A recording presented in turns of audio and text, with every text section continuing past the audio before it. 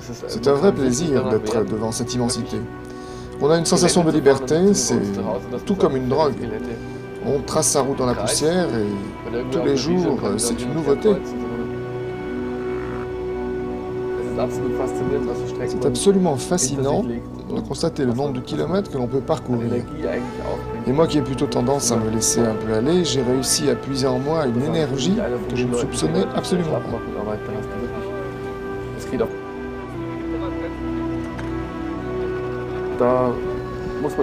Mais c'est aussi une épreuve où vous êtes confronté à vos propres limites et parfois on se surprend à se parler à soi-même pour s'encourager.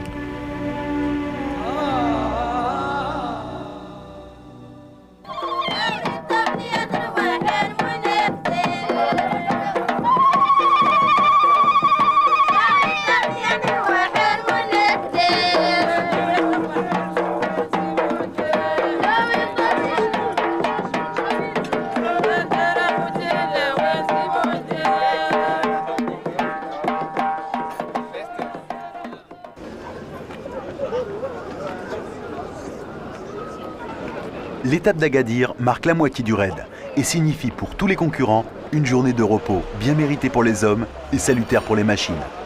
C'est aussi l'occasion de faire un point sur la première semaine qui vient de passer.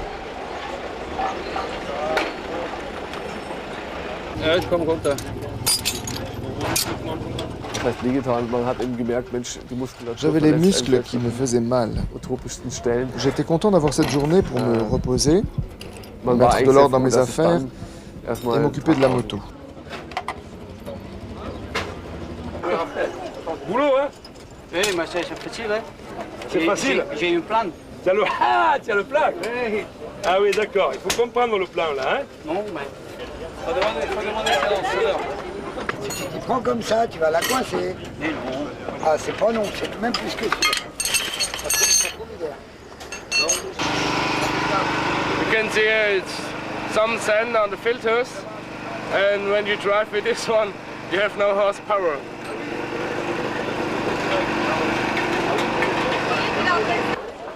Agadir, c'est la moitié du raid, et là on a une journée de repos. Mais bon, on n'a qu'une seule envie, c'est remonter sur les motos et repartir sur les pistes.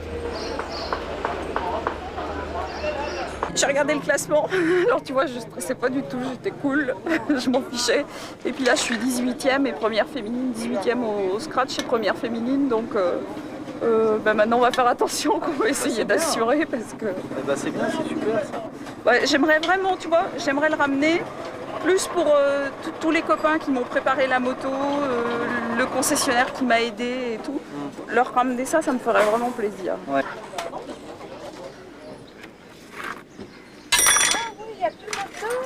Le vélo. Oui. T'as vendu le moteur? Non, mais il a vendu le moteur pour le casse-croûte de ce soir. Comment tu vas faire pour continuer comme ça? Non? C'est sûr? Hein. Et pourquoi pas en vélo? Tu veux pas essayer en vélo? C'est très dur, hein? Tu crois? Ah, mais essaye, on verra. Tu sais, après tu monteras dans la voiture balai. Le camion? Dans le camion? Oui. Oui, d'accord, ok, pas de problème. Maintenant, pour moi, c'est vraiment terminé. Les pièces que j'ai commandées en Hollande, ça ne pourra pas arriver à temps. Le week-end à Agadir, c'est compliqué. Puis c'est assez difficile de faire venir des pièces par avion. La caravane du raid repart demain pour Ouarzazate. Je mets toutes mes affaires dans une caisse et puis on ramène tout en Hollande. Je mets la moto sur le camion. It's over and out. C'est fini. Af. Ja. Het is niet anders. Klaar. Alors là, c'est à qui on a? Au sein du raid, il y a une collaboration que les organisateurs apprécient tout particulièrement, celle des lycées techniques. Les professeurs de mécanique ont pensé que les élèves pourraient apporter quelque chose sur le plan mécanique. Et là, l'idée a mûri, on a travaillé dessus, nous avons demandé donc au rectorat la possibilité de faire un stage à ces élèves sur le terrain, en grandeur nature. Ça a été accepté, puis ça fait tâche d'huile. 3 étant gérant la technique, un lycée maintenant gérant le transport, la logistique, et un autre l'informatique. Là encore, c'est pour permettre à des jeunes de voir sur le terrain ce qui les attend. C'est plus qu'un apprentissage. C'est plonger immédiatement dans la réalité. C'est 9 élèves. Pour eux, c'est une expérience. Ça développe au niveau des élèves un sens de la communication, déjà. Et puis, bon, un sens de responsabilité, puisqu'ils sont confrontés tous les jours à des problèmes nouveaux. Et donc, il faut qu'ils se gèrent un peu en autonomie et qu'ils se prennent en charge. Au bout de 15 jours ou 3 semaines, on ne retrouve pas les mêmes élèves. Là, ils ont mûri plus vite, peut-être, que les autres. Et le soir venu, eh bien, les élèves se mettent au travail autour du camion atelier. Et ça représente, bon, disons, une vingtaine de motos tous les jours. Donc, sans compter les 4x4 et les pannes qui surviennent à nos véhicules également, hein, parce qu'on n'est pas épargné. Les journées se terminent à peu près vers 1h du matin, 2h, et reprennent le matin à 6h. Ce sont des élèves méritants puisqu'ils ont été sélectionnés dans le cadre de leur activité scolaire. S'ils sont là, je veux dire, c'est pas le fait du hasard.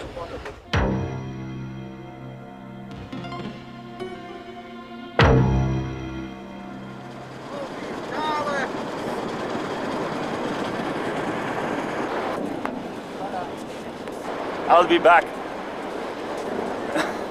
Really?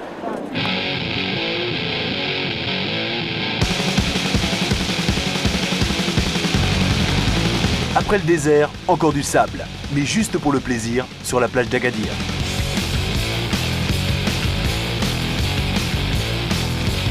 Des kilomètres de plage, des pointes à 150 km/h, la seule possibilité de faire de la vitesse.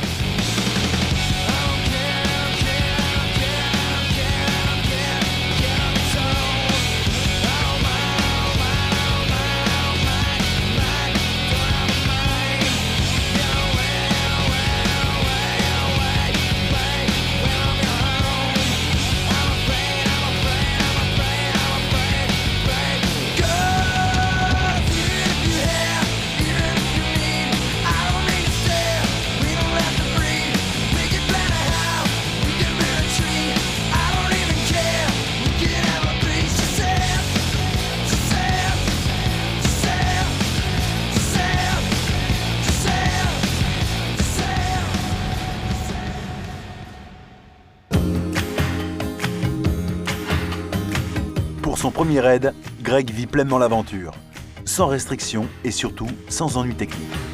Mais au bout de quelques jours, on se sent vraiment à l'aise sur les pistes. Dans le raid, il y a plein de moments très différents. Et puis, on traverse des endroits incroyables, et là on se pose et on regarde. Malgré la fatigue, on est bien. 2 semaines sur la moto, c'est très physique, mais ça vaut vraiment le coup de s'accrocher. De toute façon, moi ce que je voulais, c'était finir le raid pour vivre ça jusqu'au dernier jour.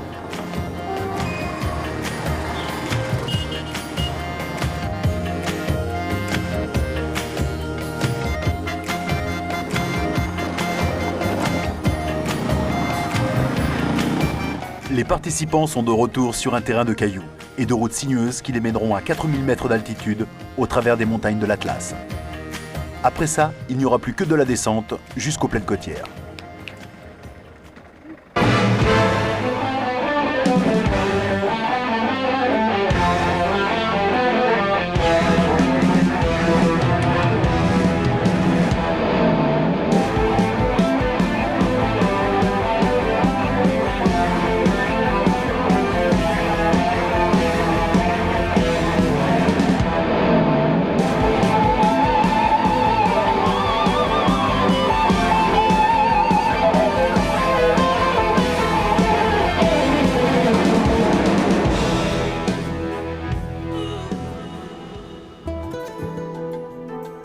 Mon meilleur souvenir sur le raid, c'est vraiment la question piège, parce que le raid, c'est un ensemble de très très bons souvenirs.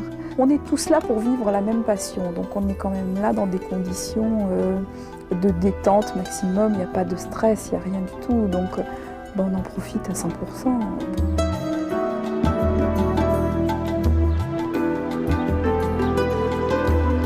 Ce soir, ce sont les superbes gorges du Drap qui accueillent le raid. L'atmosphère devient plus détendue, le plus dur est maintenant passé. Les motos ont tenu jusque-là, elles iront bien jusqu'à la ligne d'arrivée. J'aime trop cet endroit-là. Je ne sais pas dire vraiment pourquoi, mais c'est très sauvage. Couché à Tinnérir, moi je me débrouille toujours pour être à la Belle Étoile. Le simple fait d'être couché, on voit la falaise et les étoiles, c'est fabuleux.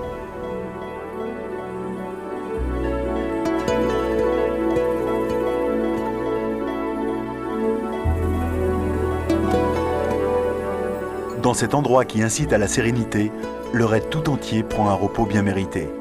Les dernières étapes ont été très cassantes et la fatigue se fait sentir. Mais l'air de l'Atlas et le décor des gorges font le reste. On te cherchait.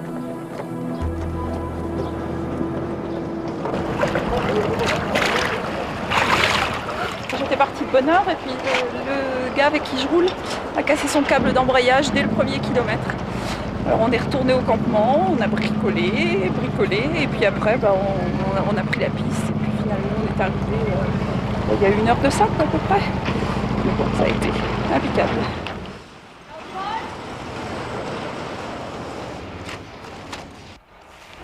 Et voilà, c'est l'heure de l'arrivée, montage du petit bivouac pour la nuit,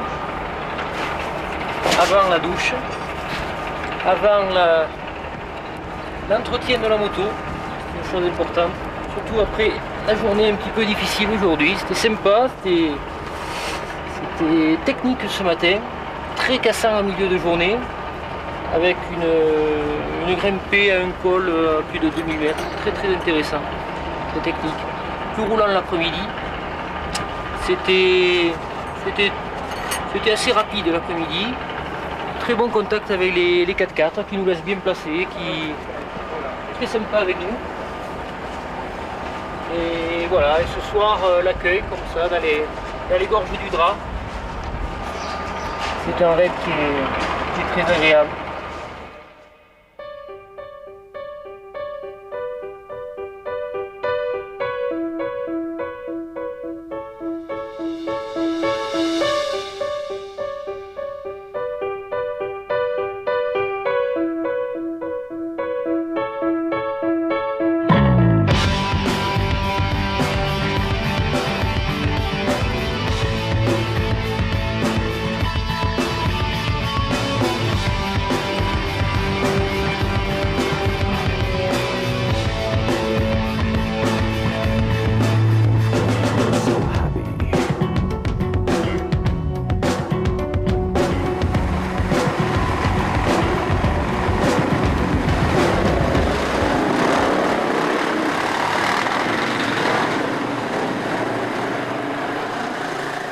Ma journée type à moi, c'est partir dans les premiers, partir le plus vite possible pour rouler à la fraîche le matin, pour doubler les premiers 4x4 qui ont pu partir, ne pas avoir la poussière des 4x4 et le danger d'avoir à en doubler 40. Quand il y en a 3, on minimise les risques.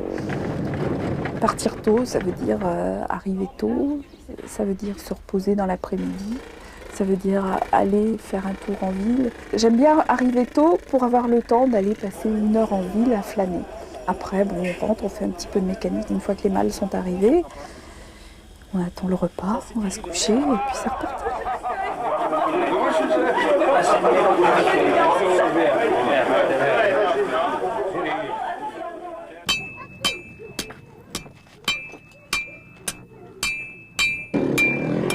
Depuis que le raid existe, plusieurs échanges ont été imaginés entre la France et le Maroc, et notamment l'opération Un cahier, une orange. Et nous amenons effectivement des cahiers et du matériel scolaire pour compléter les équipements dans les écoles et surtout dans les douars et dans les villages retirés. J'ai voulu monter le système d'échange complet. Et c'est pourquoi, au retour, de la part du Maroc, nous rapportons, nous, dans les collèges et dans les lycées, les oranges qui nous sont offerts par ces gens-là. D'où l'opération Un cahier, une orange. Nous amenons des cahiers, nous revenons avec des oranges. De telles initiatives permettent de sensibiliser et de faire participer les lycées français. Nous organisons une opération à Montmorency. Nous mobilisons tous les élèves de la ville de Montmorency, de la maternelle jusqu'au lycée. Ces élèves donnent des fournitures scolaires, ils donnent des livres, ils remplissent des cartons pendant 2-3 mois avant le passage du raid de l'amitié. Et là ensuite, nous les chargeons dans les véhicules du raid et nous vous les distribuons. Mais en plus de l'apport matériel, ce qu'on souhaite, c'est réaliser une véritable correspondance, c'est créer une amitié entre les enfants marocains et les enfants français qui ont rempli les cartons que nous vous destinons. Ce 4x4 est engagé par la ville de Montmorency. Les 4 lycéens sont invités par l'organisateur et ils sont là en même temps pour participer au raid de l'amitié et aussi pour distribuer les cartons d'opération et pour prendre les adresses, pour mettre en place les correspondances. Bonjour les enfants.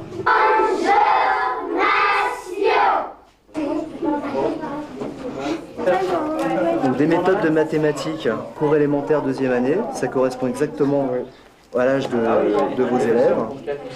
Et nous avons aussi des méthodes de français.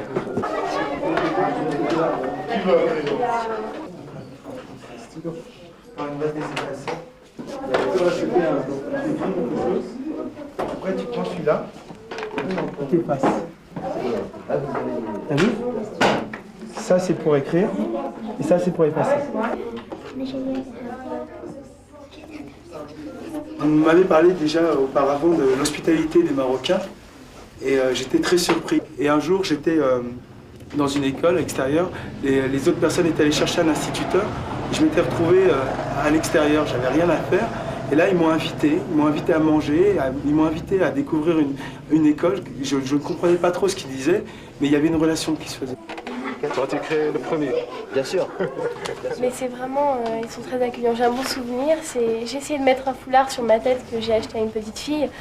Et beaucoup d'enfants se sont réunis autour de moi et pendant au moins une demi-heure, ils m'ont mis, défait, remis le châle et ils ne me lâchaient plus, ils voulaient absolument me faire porter tout l'ensemble et c'était vraiment très gentil. Le raid avait 2 ambitions. Donner à des jeunes motards la possibilité de se dépasser dans une compétition et leur permettre de découvrir un pays, un peuple, un mode de vie très différent du leur.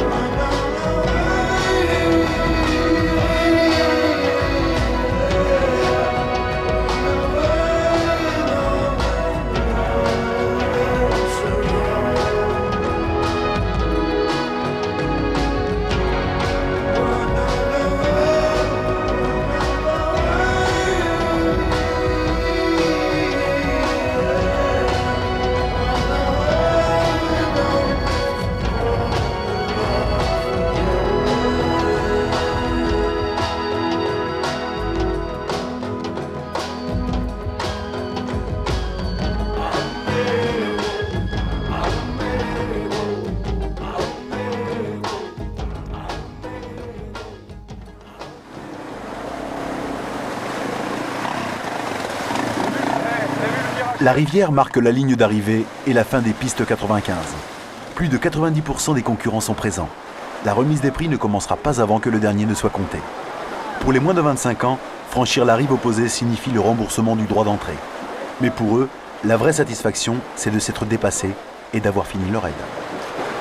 Je viens de casser le moteur à 2 km de l'arrivée, là, dans un virage, sur un freinage. Le moteur a calé et impossible de le redémarrer, il est complètement bloqué. Et donc, je viens de passer le gué à pied pour finir le raid. C'est la première fois que je fais le raid et j'ai adoré le désert. C'est cassant, c'est roulant, c'est génial. Les filles en moto sur des pistes africaines et difficiles, ça s'est bien passé, alors on l'a vu d'ailleurs. Les filles accompagnées qui n'osaient pas traverser un oued, il y a un motard qui traversait, il venait à pied retraverser l'oued, il traversait la moto de la fille. Solidarité, entraide, je trouve ça superbe.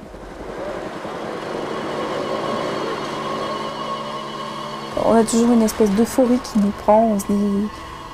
Chaque fois, on se tape dans les mains avec la personne avec qui j'ai roulé et on se dit, ça y est. On a réussi, on l'a fait, on y est arrivé. Et on se congratule l'un l'autre parce qu'on est persuadé que c'est grâce à l'autre qu'on y est arrivé.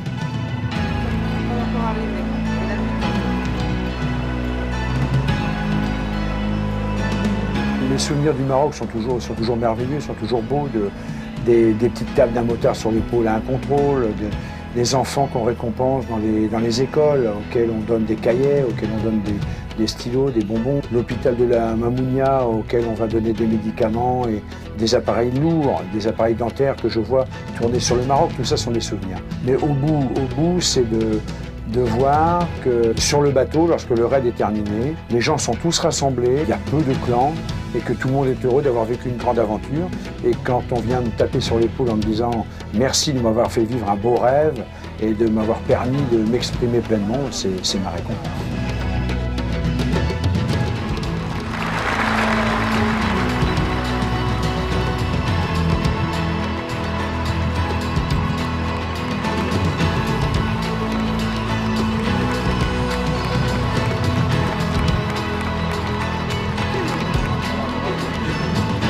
Le raid est terminé.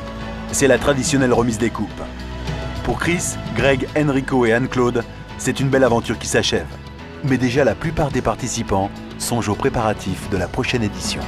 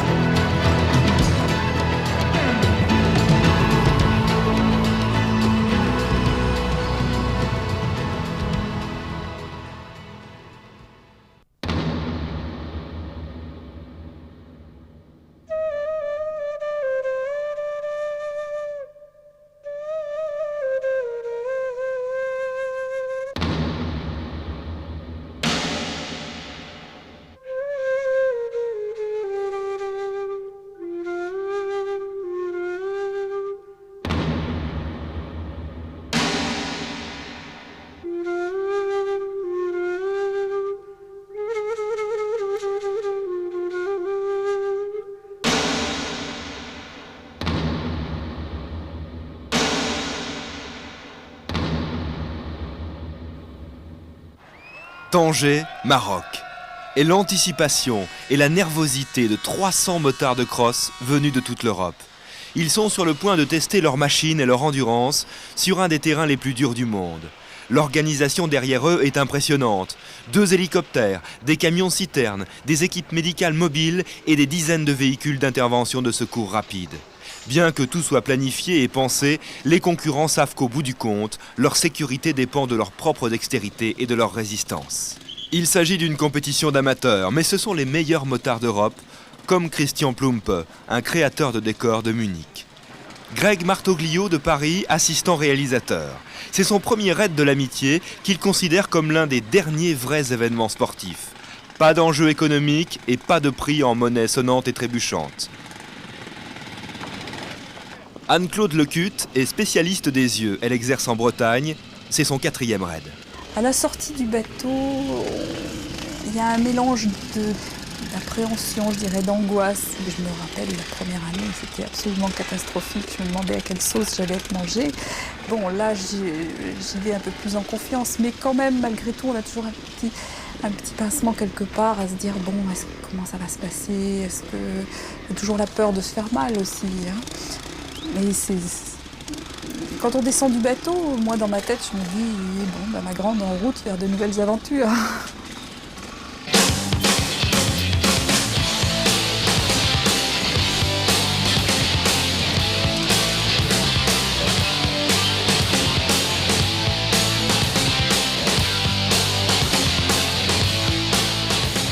Le raid commence réellement lorsque les motards quittent les routes goudronnées de Tanger et rejoignent les grands espaces. Le raid n'est pas une course contre la montre. Le but du jeu est que tout le monde finisse le parcours dans un temps minimum. Les motards savent que tous ne réussiront pas et que même certains seront accidentés. Devant eux, ce sont 5000 km qui s'étendent à désert ouvert.